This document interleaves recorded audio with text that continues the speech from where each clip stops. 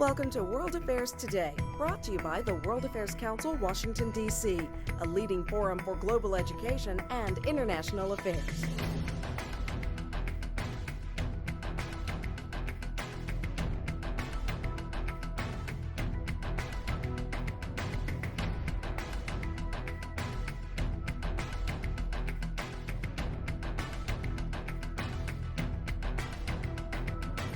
Good evening and welcome to the World Affairs Council, Washington, D.C.'s Ambassador Series discussion with the Ambassador of South Africa, His Excellency Ebrahim Rasool.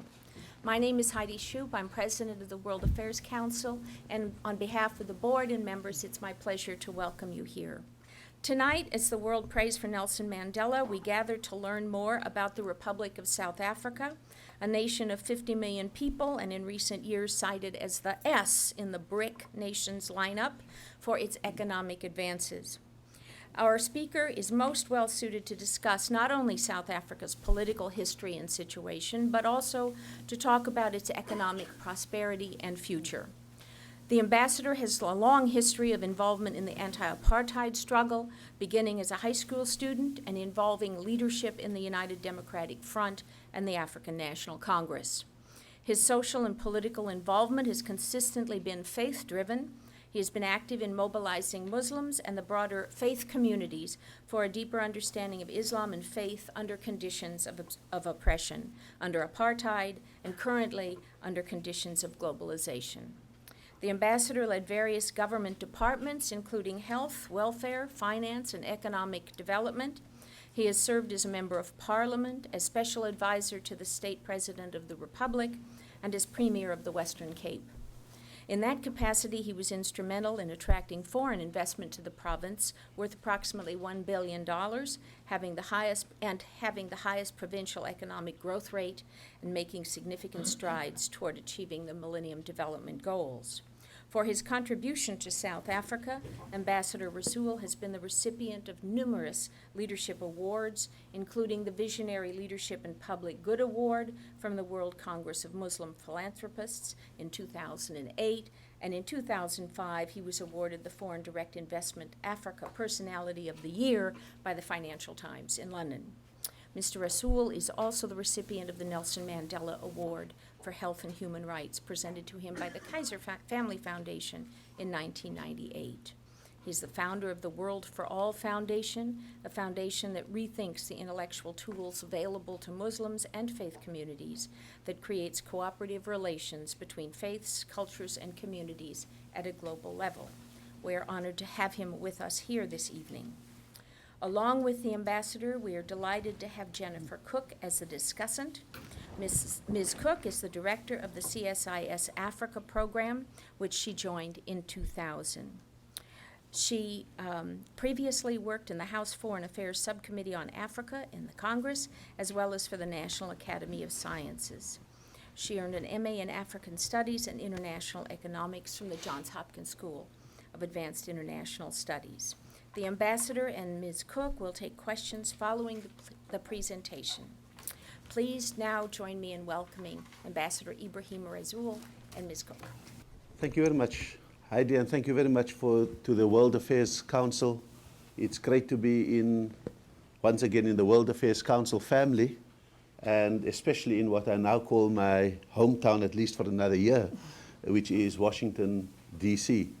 I've been at about 15 World Affairs Councils across the US, and I must say, I really recommend it for anyone who wants to meet the core movers and shakers of different towns and different societies across the United States, especially if you're an ambassador, having to ensure that the image of your country, the message of your country, as well as the important developments in your country are communicated.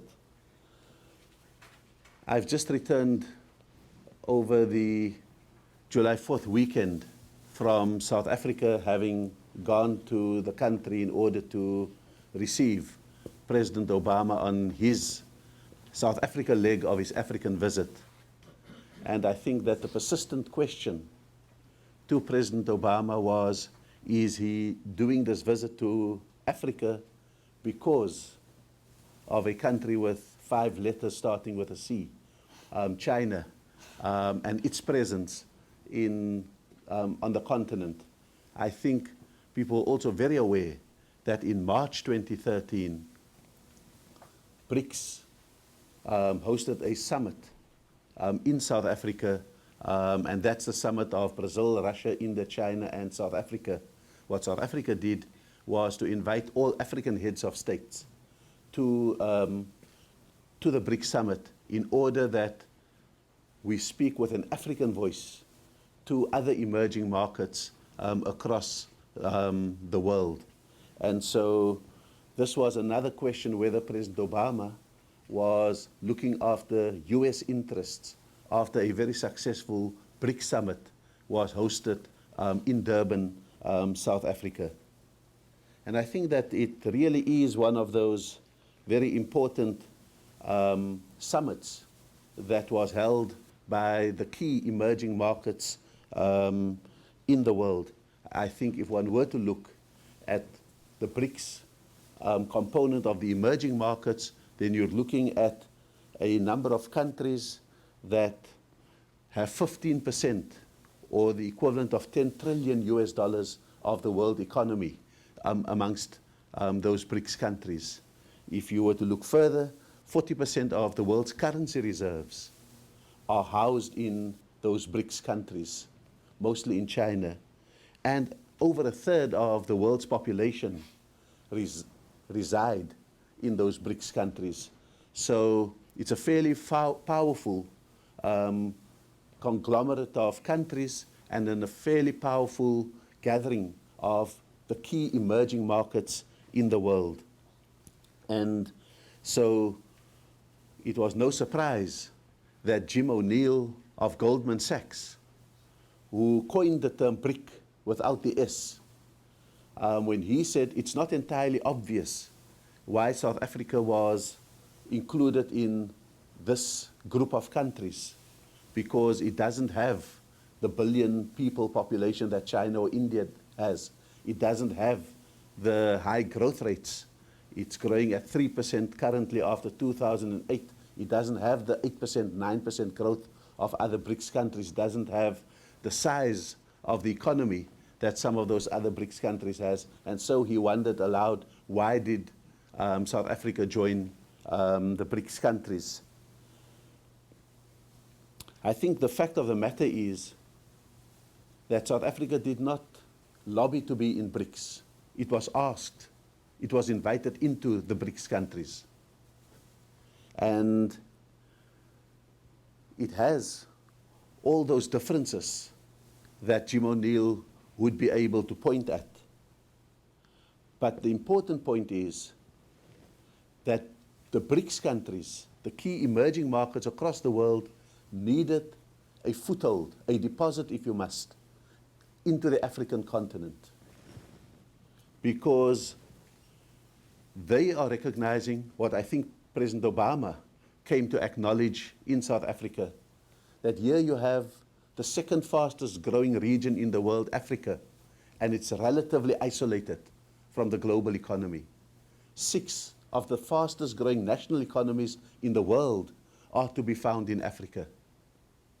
60% of the world's arable land are located in Africa, and so in a very ironic way, from being a net recipient of food aid, Africa could be the guarantor of food security for the world.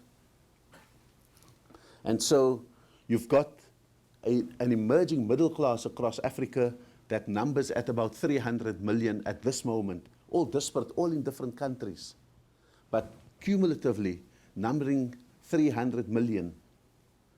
You've got natural resources and commodities that for the first time are reaching the open market rather than reaching the world through the black market or being bottled up in the African continent.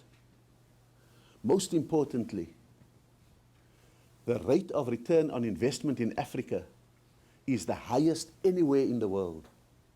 It's 8%. The global average is 3%. In the US, it's under 2%.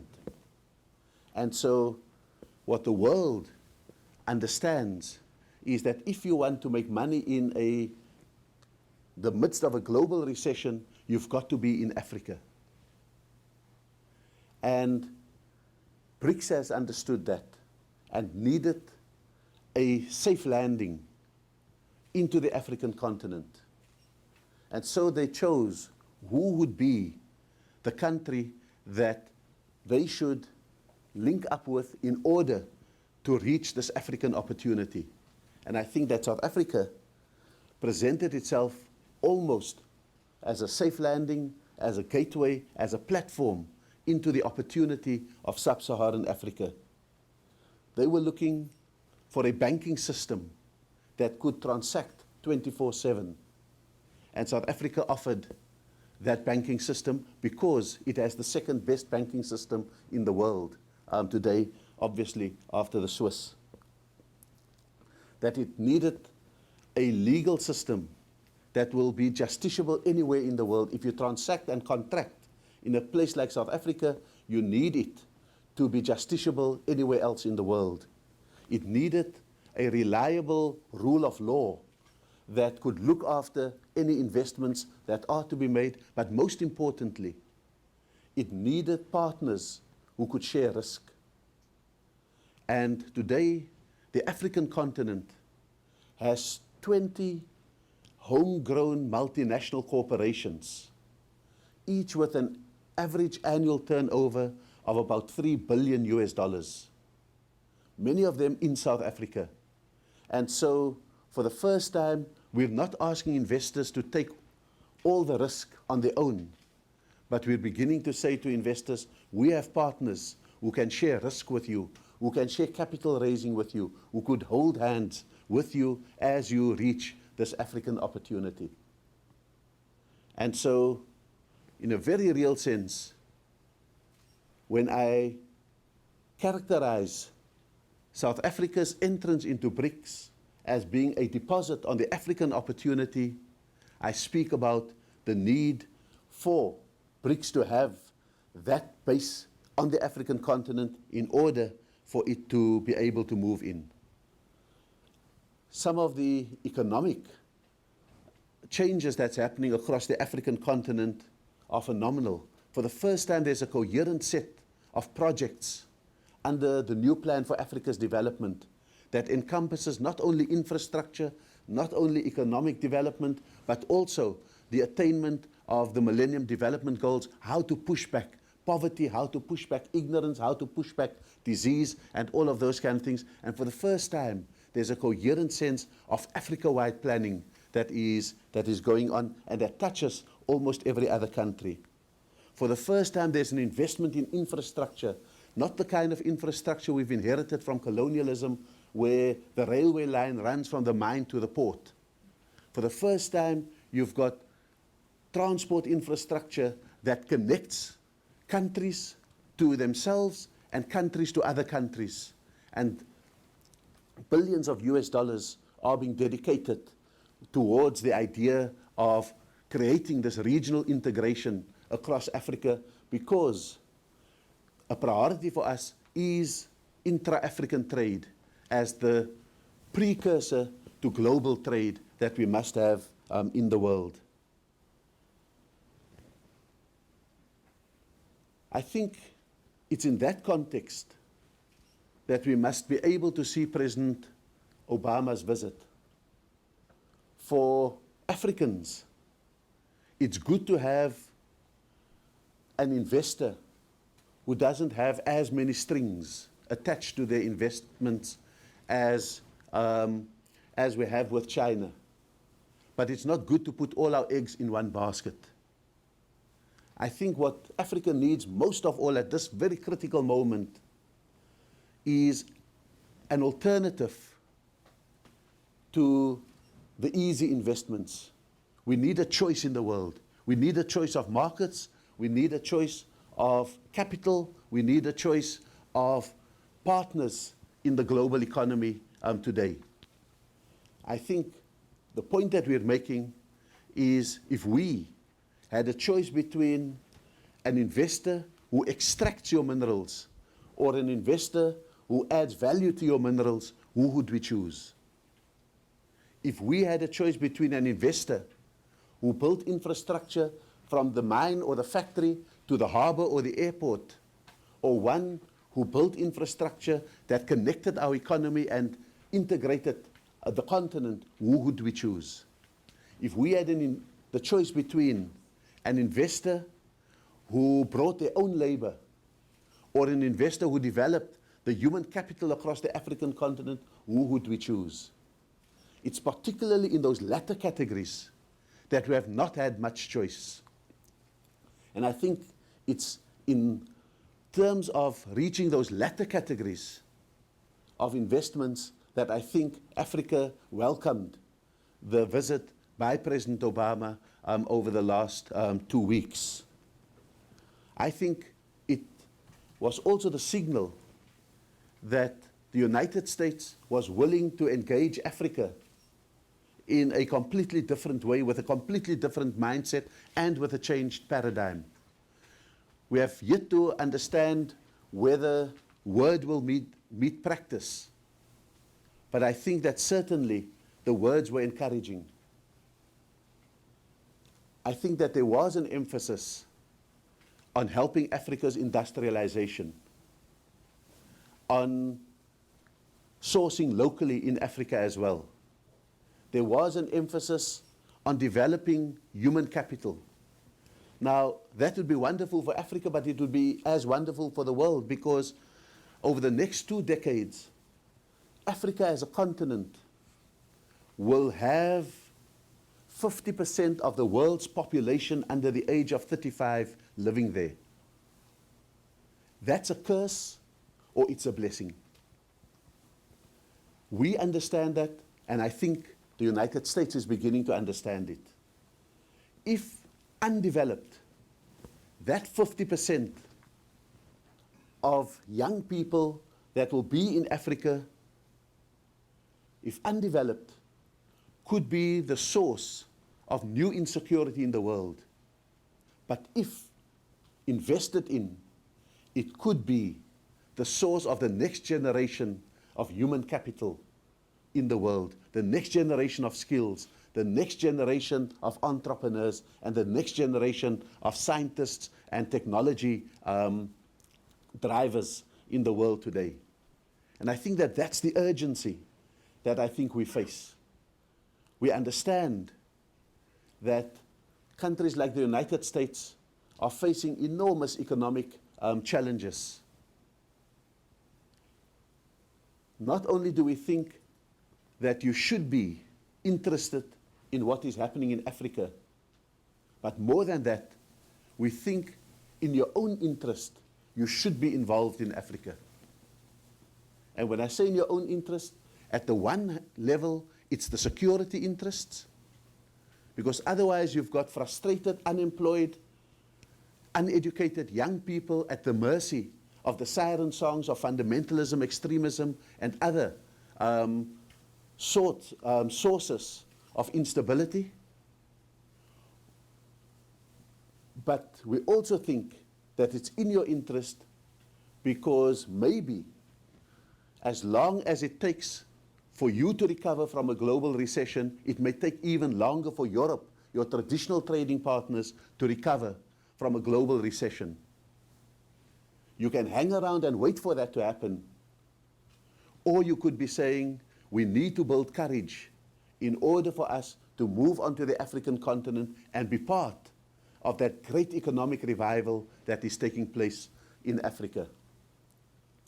I'm very happy to see former Ambassador to South Africa, Edward Perkins, here today, because he, besides being the first black ambassador that the United States sent, he acted with enormous courage during a most difficult time in our history, a time when Nelson Mandela was incarcerated, in time when it appeared as if there was very little hope for us on the continent of Africa. And I think that at this time of anxiety, not only in South Africa about the well-being of Mr. Mandela, but about the well-being of Mr. Mandela across the world, I think it is good to understand everything that I've told you in the context of someone like Nelson Mandela. Because all the good economic news that I have given you would not be possible had it not been for the fact that with Mr. Mandela's release from prison, Africa was freed up from the last vestiges of colonialism, of underdevelopment, and of oppression. For the first time, Africans could dream beyond surviving the day. For the first time, African countries could dream about not making sacrifices in support of this struggle or that struggle across the African continent. For the first time, African countries emerged from the shadow of this giant apartheid army that struck them at will and destabilized them all from time to time. But for the first time also, under the kind of moral leadership that Nelson Mandela offered, Africans were able to say, how do we get our house in order? There's no longer the excuse of a big brother down south launching its missiles at you. There was no longer the excuse of fighting apartheid and fighting colonialism and therefore excusing human rights abuses, the absence of democracy, and a range of other things that I think that Africans had been subjected to. And so many people think, for example, that Mr. Mandela's greatest sacrifice was his 27 years in prison, and that was an enormous sacrifice.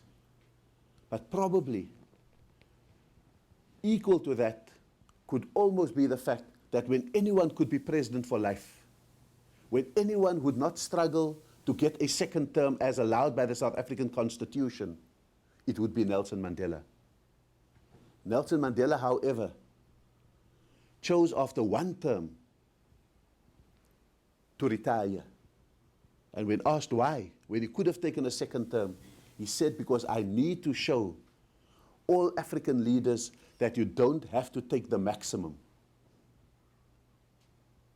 And that set the trend for Africa beginning to establish democracies at the hands of free and fair elections, of resolving conflicts. The South African cabinet at one point had its Mr. Mandela out in Burundi, had the deputy president in the Great Lakes, had another minister in the DRC, had someone else in Sudan, had another mediator in Zimbabwe, and all of these kind of places, actively going about trying to apply homespun solutions to deep-seated problems.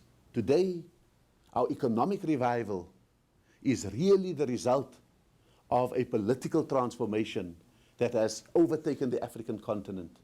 If 5 years ago you had asked me about conflicts across Africa, we would have had to use 2 hands and all my toes really to describe how many conflicts there were in Africa. Today, it's probably on one hand, and many of them in various stages of being resolved. If we solve the last bit of problems in Zimbabwe, they should be able to go to an election. Sudan and South Sudan have separated from each other. There are still some teething problems in that relationship, but by and large, we're beginning to see 2 viable states emerging from there. Increasingly, the DRC, if we can stop the destabilization on its eastern side, is beginning to bring its wealth to the open markets and to be able to become a player in the world. And so we can go through all of those kind of things. There is a new generation of problems. And that new generation of problems, particularly in the Sahel and in parts of West Africa, are really the results of actions which happen when Africans are not listened to. In the zeal to overthrow Gaddafi, vacuums were created in which the arms stocks were not secured. Mercenaries were not secured. And that has transformed, for example, a fundamentalist protest in Nigeria into an insurrection movement, resulted in the hostage-taking in Algeria, destabilized a country like Mauritania, and created a coup in Mali that required the French to salvage the manuscripts of Timbuktu and to eject some of them. That when there was just hope of stability in Somalia beginning to emerge, it got inflamed by the injection of new weapons and so forth.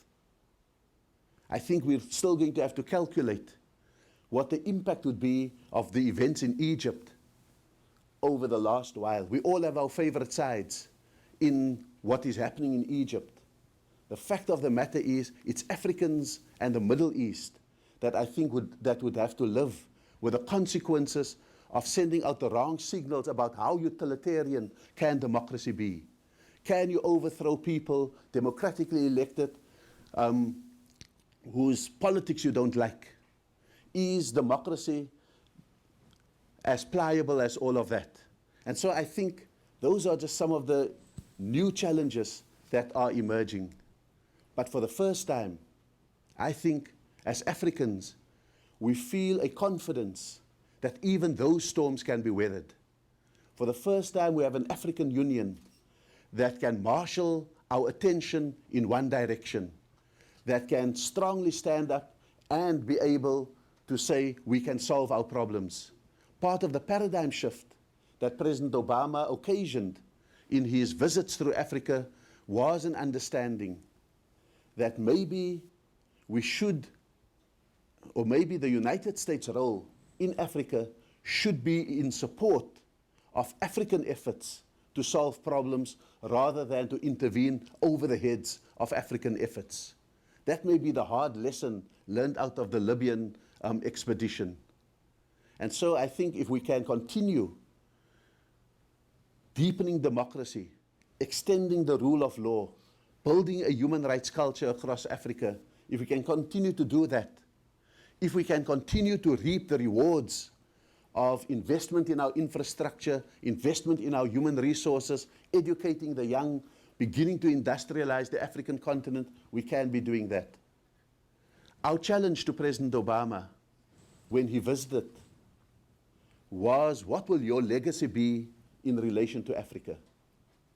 We know the legacy of President Clinton is the African Growth and Opportunities Act.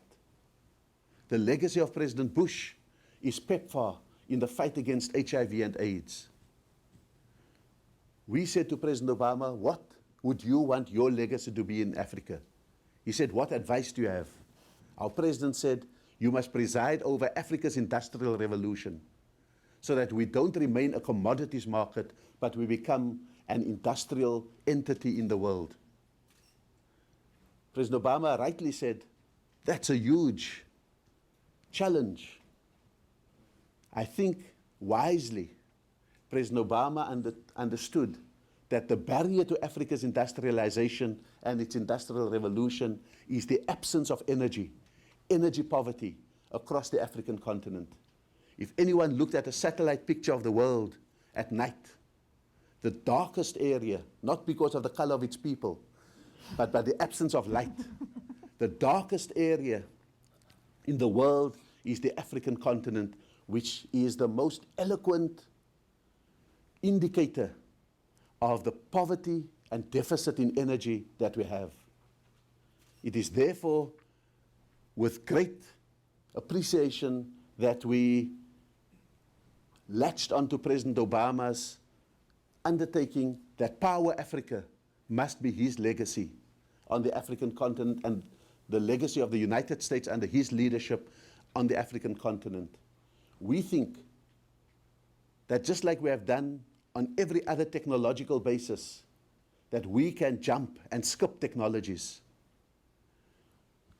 You know, the cell phone revolution across the African continent is phenomenal. It's almost as if Africa jumped the landline phase. We moved from the drum to the cell phone. If you can see people transact, if you can see people bank through their cell phones, if you can see the entrepreneurial revolution just by what they hold in their hand, you will be amazed at the energy that is being unleashed across the African continent.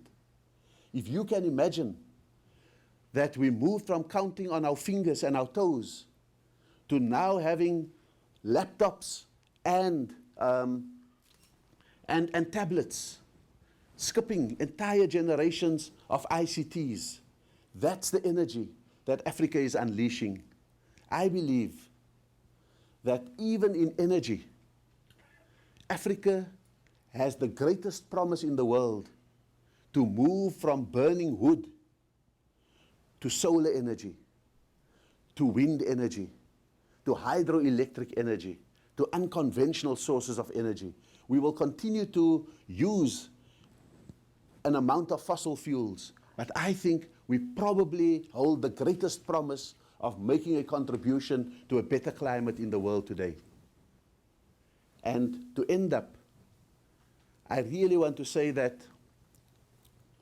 we believe that our love for someone like Nelson Mandela is not because we hero worship him. He's the last one who would want to be a saint. But it's because he has shown us what is innately African, that we are the possessors of a unique philosophy called Ubuntu, the idea that I am because you are, that we are interconnected, interdependent human beings, and that sometimes our anger may be hot, but it cannot cook. That's the wisdom of African philosophy. It's the ability to understand when your anger can cook and when it can't. And therefore, to then understand how useless anger is in the world, how useless it is to walk the world with an unbridled fury. And more, these are the philosophical constructs brought to our consciousness again by someone like Nelson Mandela, the person who showed that compromise is not weakness, forgiveness is not weakness, that reconciling with people, it's not an act of weakness, it is in fact the supreme act of strength. And so when we hold on and we fervently pray for Nelson Mandela to remain with us and to get better, it is because we need the exemplar of all of those values to remain with us just a little bit longer. Thank you very much. Ambassador Rasool, thank you so much for really a wonderful presentation. Very hard act to follow, even as a moderator for this. Really, you've been great to have in Washington, and I think you kind of inspire us all when we tend to sometimes the cynical in Africa policy and U.S. policy and so forth. And South Africa, as you say, can be an exemplar of that. I also want to say we're so lucky to have with us today the South African Washington Internship Program. Again, if you're thinking of getting cynical about, next generations and so forth, you look at these folks who are doing so much, super interesting, very thoughtful, and it's a pleasure to have you all here. And thanks to the World Affairs Council for hosting this really interesting talk. I'm really just here to pose a few questions and to moderate discussions, but your talk, I think I want to say maybe just a few words about kind of U.S. policy and Obama's trip to maybe start off some questions to you. I think you're absolutely right. The U.S. has been very slow to change its mindset on Africa. I think, when the president was traveling, I got all kinds of press questions. Why has the U.S. abandoned Africa? And really, the U.S. has not abandoned Africa. The U.S. still has very important engagements there in health, in the security aspect, which may be controversial in some quarters, in diplomacy, in conflict diplomacy, and so forth. But it really has missed the boat, I think, in terms of moving more quickly to the trade and investment agenda, to the upside opportunities there in Africa. The U.S. private sector has tended to be extremely risk averse. It has tended to follow U.S. media, which which in turn tends to present kind of the more negative disease, corruption, pandemics, genocide, and so forth, more of the challenges of Africa. And I think there's been some skepticism about this whole Africa Rising narrative. How real is it? And in my mind, I think this surge of African growth that we've seen, and we've seen surges in the past, it is qualitatively different than commodity booms in the past. One is the rise of China and India and other people in that high demand for commodities that sustained even through the global economic crisis.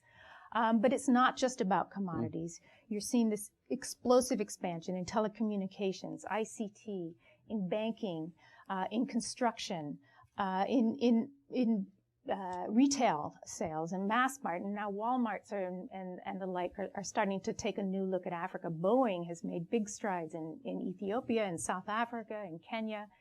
So it's well beyond a simple commodity boom. You've got governments that are thinking, I think, much more strategically than they have in the past. And so macroeconomic management allowed governments to weather the global economic crisis much better than they have in the past. And you have this growing consumer class of rapid urbanization, cities that are booming, and with that you get young people, a growing middle class, that is expected from less than $1 billion in 2008 to be spending over $1 trillion in the next 5 to 10 years, and that's incredibly big for as an export market and so forth. The U.S. I think, as you said, I think other global investors have been quicker to recognize this than the U.S. has. In fact, for the U.S., the business side of engagement in Africa was always seen as slightly unseemly. We don't want to talk about self-interest. It's, and we got critiqued for it as well. Oh, they're just after our oil. They just want our oil. Well, we were actually buying the oil, but there was something unseemly about commercial engagement in Africa. And I think that's definitely changing. And I don't think this trip was all about China, but I think or all about India and just a reaction to that. But I definitely think that China's engagement and China's success in Africa and the appreciation that many Africans, and obviously there's many different perspectives on China's role in Africa among various African government states and people. But the reaction and the saying, this is kind of what we want. We don't mind mutual interest. We want equal partners and who put their money on the line in a much more kind of optimistic way than kind of the development assistance mode. And I think that's kind of helped the United States recognize that we can do a lot more on that side. And I think the president's trip was about changing that mindset, both in terms of African perceptions of the U.S., but also speaking to a U.S. audience and saying, look, we need to get with a new game here. I might want to, talk, maybe since you were there, talk a little bit about how President Obama was received broadly within South Africa. And kind of what the emphasis on this trade and investment agenda, I think, as you said, was welcome. But how would you characterize the U.S.-South African relationship, which has not always been totally smooth sailing, even if the foundations are strong?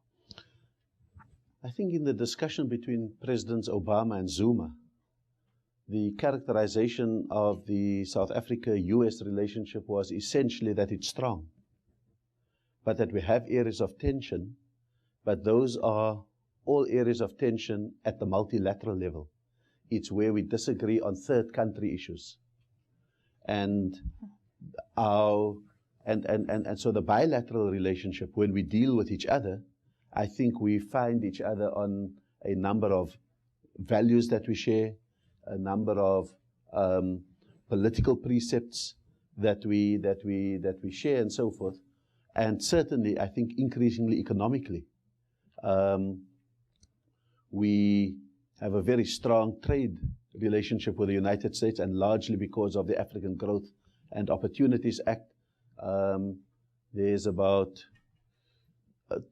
almost $12 billion US worth of trade between us on on an annual basis.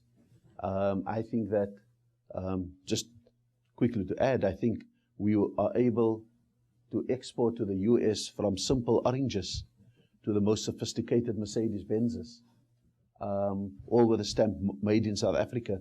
So I think that we've got a very strong economic relationship, strong political foundations, and South Africa probably, in terms of the United States, has something that each one of the other 180 ambassadors would envy, and that is that we have an American constituency. People who marched for us, people who refused to eat our fruit, drink our wine, buy our goods, lecture in South Africa, whatever the case may be. And so, as we stand here, for example, today, 17 cities across the USA are poising themselves to celebrate in the most massive way Nelson Mandela's birthday next week on the 18th of July.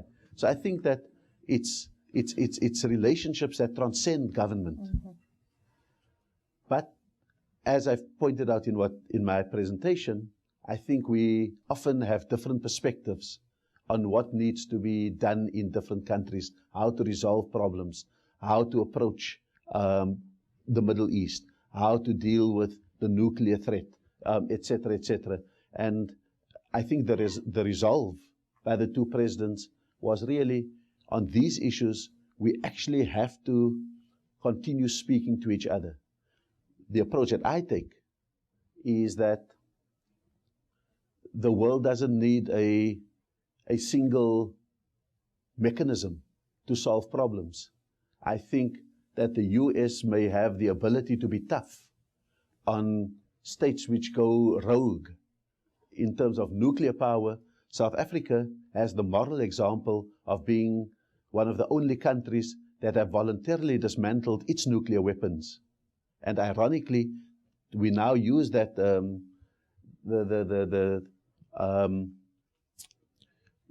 what's it? No, it's my God, how did I forget it? The uranium. Oh, the uranium. Ironically, we export that uranium in the form of nuclear medical isotopes to the United States for the fight against cancer. So I think that if we all make each other in each other's image, we simply have either just a militaristic approach or just a dialogue approach. I think that there's place for both in the world, and so we mustn't berate ourselves that we have these differences. We must continue to debate them, but we must be able to have a multiplicity of weapons. And so it's not ironic that when President Obama visited, there were a handful of protesters who protested about drones, protested about extrajudicial killing, protested about foreign policy issues of the United States, etc., its policy with regard to Palestine, and that was all there. But I think that there was this huge excitement that we are going to graduate to a new level of economic relations between South Africa and the United States. Okay. I'd like to maybe ask a question about South Africa's role in Africa. You talked about it as in representing Africa within the BRICS in a way, or being a foothold or voice of Africa within the BRICS. But, in some ways, it seems that,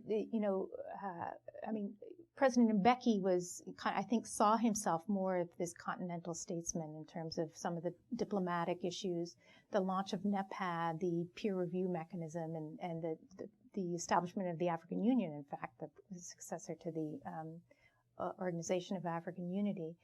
And it does seem that, I wonder, it seems to the outside observer that maybe South Africa has kind of retreated a bit from that view of itself as a continental role. And South Africa is not the only one, I should say. Nigeria has not been playing that role as it has in the past, Senegal, others. What do you think, in terms of South Africa's engagement with the rest of the continent? Do you see that a trend there, or a shift of viewpoint? Does South Africa see itself more now in terms of the BRICS, or it's got a new set of partners? No, I think South Africa is absolutely aware that it is a representative of Africa on the BRICS, rather than the owner of a relationship with the BRICS. And it's for that reason that we made sure that African heads of states all had the chance to come to BRICS and to present their key projects. And the result of it was that you have $100 billion fund that will be located in a BRICS bank for infrastructure development, not for South Africa, but for the African continent. So I think that we still see ourselves playing that kind of role. The very visible ones played under President Mbeki was because President Mbeki also had a very philosophical understanding of what it means to be an African. That I think he understood that you can't have Africa go anywhere if you have internalized victimhood, if you had internalized this colonialism and you became a victim of colonialism and unable to find your own agency in the world. I think he knew that at the heart of the African revival and the African Renaissance must be a sense of the African self-worth, that you couldn't have had a transatlantic slave trade, you couldn't have had the colonialism, you couldn't have had post-colonial experiments going haphazard and wrong across the African continent. You had to reconstruct, in a sense, the African imagination again. And hence, the projects around Timbuktu and saying, this is the proof that we have the makings, we have the DNA of a great civilization. So I think that that really was almost a messianic zeal that President Mbeki had. I think he backed up that messianic zeal with a similar zeal to solve problems across the African continent, because the last thing that someone like him would want is for France to come and solve the problems amongst its former colonies, for Britain or the USA to establish a base, a military base in Africa. And therefore he knew he was running against the clock, that the world would not allow zones of instability and insecurity on the African continent, and therefore he had this zeal to solve the problems in Africa by Africans rather than invite in former colonial powers to come and do the job for you. And then I think he understood that Africa needed to go to the IMF, the World Bank, the G20 with its own plans, that unless you are going to have something like NEPAD, others will just come in and pour the money in their favorite charities and build monuments to themselves. They'll build an airport for you, but as a monument to themselves. And so that I think, having largely achieved over the last 5 years a lot of those kind of goals for Africa, there was a way in which we all needed, I think, to go and look after our own countries again.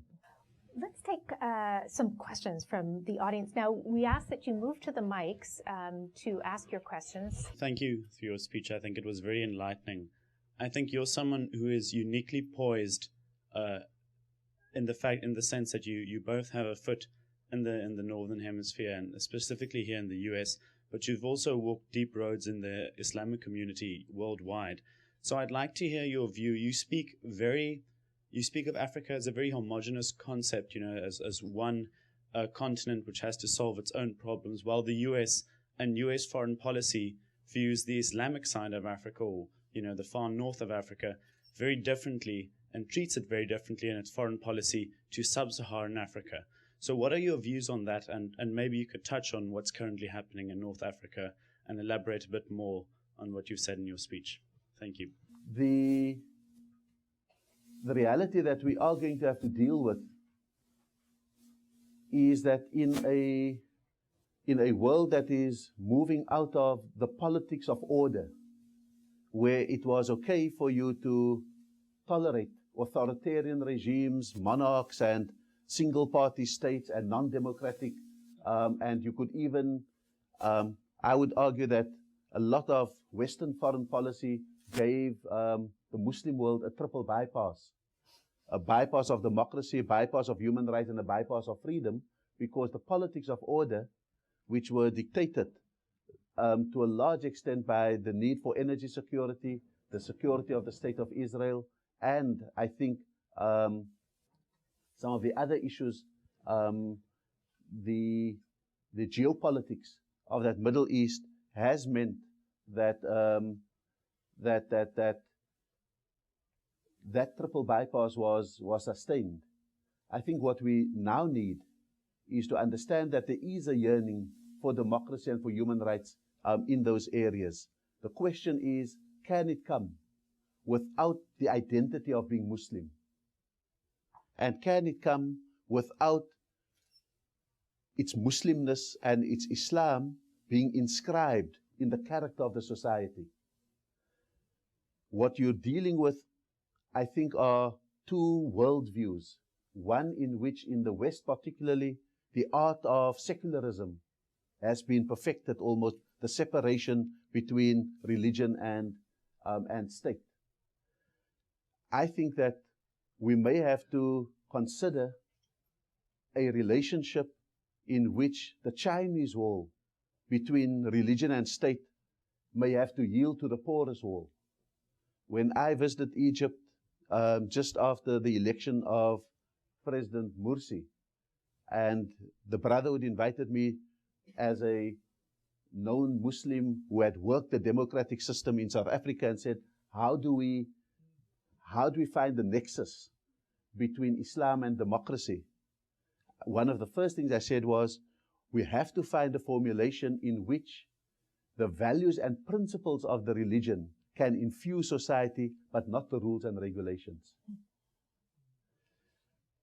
And I think that if we were able to find a formula from the West that doesn't even begin to frown on some of the values and the principles of Islam being infused in society, but that we draw a definite line between society and the rules and regulations of a religious worldview, then I think we are able to make better progress in the world. Then we're not going to rely on coups and the army to restabilize a situation or to recreate a situation of order in that society. I think that we've got to recalibrate on both sides. We've got to get Islamists to understand that they've got to be happy with some of their values that could be universal being inscribed.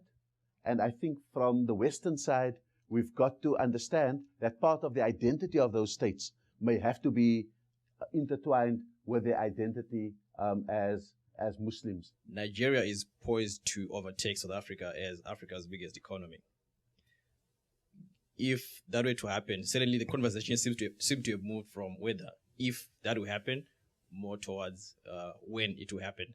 The Mail and Guardian actually said next year might be the year when Nigeria becomes Africa's biggest economy. What does that then mean for South Africa's global, maybe firstly, what does that mean for South Africa's regional ambitions? And also, what does that mean for South Africa-US relations, given that South Africa's ability to enforce itself as the big brother of Africa has been born out of its economic muscle? Now, if Nigeria then becomes Africa's biggest economy, how does that then affect South Africa's role on the African continent? I think that we welcome any growth in Africa. And if it's at our expense, that's fine. I think that that we'd probably then start to help Nigeria to diversify its products and to industrialize a lot more, because I think that while oil can be a big driver of economic growth and so forth, I think to put all your eggs into an oil basket, I think is really inviting volatility down the road. I think South Africa's ambition is really to ensure that, like we have reached a stage in which we export 2,000 products under AGOA to the United States. I think we would want every African country to reach 2,000 products and not simply to be exporting 2 or 3 products only. At this stage, we'd probably prefer a growth rate of 3% with 2,000 products to sell than to have a growth rate of 9% with all your eggs in the basket of one product. But I think that part of, between the last census and last year's census, South Africa's population had risen by 5 million. When I was governor of the Western Cape, we were a country of 50 million. When I was ambassador in the USA, we were a country of 55 million. And it comes with responsibility to have not only the largest but the most diversified economy, because everyone thinks that's the land of milk and honey. And so we have 2 million Zimbabweans there, we've got Nigerians, we've got Congolese, because you see the nature of a single product economy is that technology drives the way in which the product is brought to market. That the more you can manufacture, the more you can absorb your young people. And I think that that's our ambition for Africa as a whole. So I think there's a matrix of factors that create. So for example, one of the key discussion points between President Obama and President Zuma was African representation, permanent representation in the United Nations Security Council. Now, we don't think that there should be only one African country in it.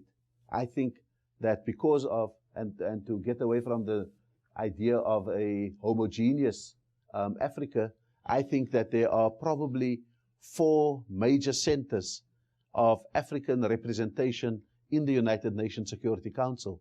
Certainly South Africa would be available, but I think that, can you do it without Nigeria?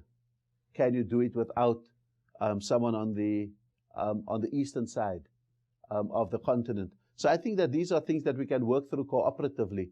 I think that there are areas to compete, but I think Africa is still at the stage where cooperation is better than undue competition amongst us. We still rely too much on each other for us to declare an open competition amongst each other. Listen, this has been just a tremendous session from Obama's visit to the BRICS to South Africa's role in Africa. You make it sound all over the place. Well, no, but it hung together. We had terrific questions from our guests, absolutely. and I want to please all joining me in thanking the World Affairs Council and Ambassador Rasool for really terrific talk.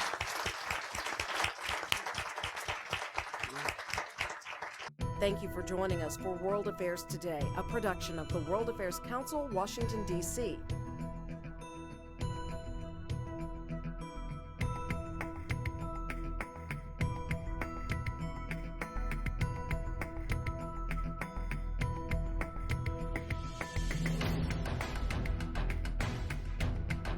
Stay connected with us at www.worldaffairstoday.org.